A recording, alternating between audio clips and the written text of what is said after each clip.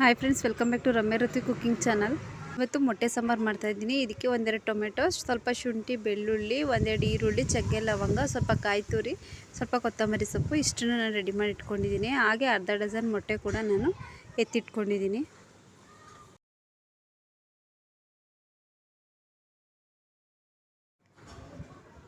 ಈಗ ಮಿಕ್ಸಿ ಜಾರಿಗೆ ನಾನು ಮಸಾಲೆ ರುಬ್ಕೊಳ್ಳೋದಕ್ಕೆ ಶುಂಠಿ, ಬೆಳ್ಳುಳ್ಳಿ, ಈರುಳ್ಳಿ,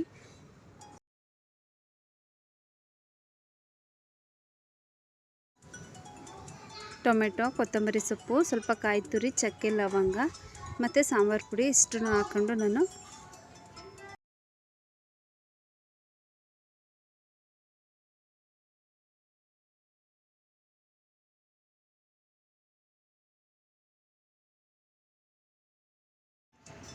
ಈಗ ಮಸಾಲೆನ ನಾನು ರುಬ್ಕೊತೀನಿ. ಇದನ್ನು ಸ್ವಲ್ಪ ನಾನು ನುಣ್ಣಗೆ ರುಬ್ಕೊಳ್ತಾ ಇದ್ದೀನಿ. ಅಷ್ಟರಲ್ಲಿ ಗ್ಯಾಸ್ ಸ್ಟವ್ನ ಹಚ್ಚಿ ಒಂದು ಪಾತ್ರೆನ ಇಟ್ಕೊಳ್ತಾ ಇದ್ದೀನಿ. ಪಾತ್ರೆ ಕಾಯ್ದಾದ್ಮೇಲೆ ಸ್ವಲ್ಪ ಎಣ್ಣೆನ ಹಾಕ್ಕೊಳ್ತೀನಿ.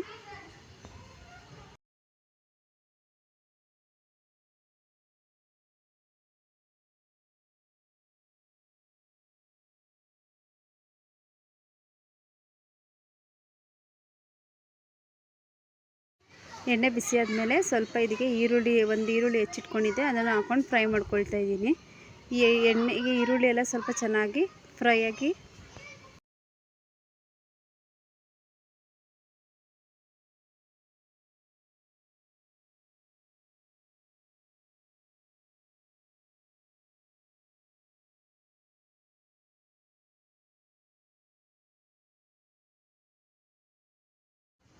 ಕೆಂಬಣ್ಣ ಬಂದಾದಮೇಲೆ ಇವಾಗ ನಾನು ರುಬ್ಬಿಟ್ಕೊಂಡಿರೋಂಥ ಮಸಾಲೆನ ಸೇರಿಸ್ಕೊಳ್ತಾ ಇದ್ದೀನಿ.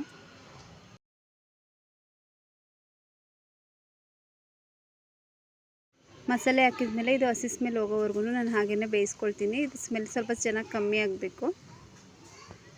ಹಸಿ ವಾಸನೆ ಹೋದ್ಮೇಲೆ ಸ್ವಲ್ಪ ನೀರನ್ನ ಸೇರಿಸ್ಕೊಳ್ತಾ ಇದ್ದೀನಿ. ನೀರು ಸೇರಿಸಿದಾದ್ಮೇಲೆ ಚೆನ್ನಾಗಿ ಇದನ್ನು ಕುದಿಸ್ಕೊಳ್ತಾ ಇರಬೇಕು. ಈಗ ಇದಕ್ಕೆ ಸ್ವಲ್ಪ ನಾನು ಉಪ್ಪನ್ನು ಕೂಡ ಸೇರಿಸ್ಕೊಳ್ತೀನಿ.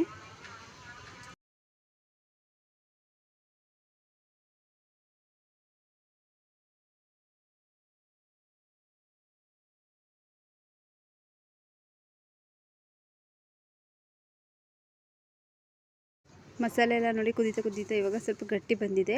ಈಗ ಒಂದು ಮೊಟ್ಟೆನ ಒಂದು ಬೌಲ್ನಲ್ಲಿ ಒಡೆದು ಎತ್ತಿಟ್ಕೊಂಡಿದ್ದೆ, ಅದನ್ನು ಒಂದೊಂದನ್ನೇ ಸಪ್ರೇಟ್ ಹಾಕ್ಕೊಳ್ತಾ ಇದ್ದೀನಿ. ಪಾತ್ರೆಗೆ ಒಂದಕ್ಕೊಂದು ಟಚ್ ಆಗೋಂಗಿಲ್ಲ, ಹಾಗೆ ಸೈಡಲ್ಲಿ ಒಂದೊಂದೇ ಹಾಕ್ಕೊಳ್ತೀನಿ. ಇದನ್ನು ಉರಿ ಸಣ್ಣದಾಗೆ ಇಟ್ಟು ಮಾಡಿ ಟ್ರೈ ಮಾಡಿ, ತುಂಬ ಟೇಸ್ಟಿಯಾಗಿರುತ್ತೆ, ಸಿಂಪಲ್ಲಾಗಿ ಕ್ವಿಕ್ಕಾಗುತ್ತೆ. Thanks for watching.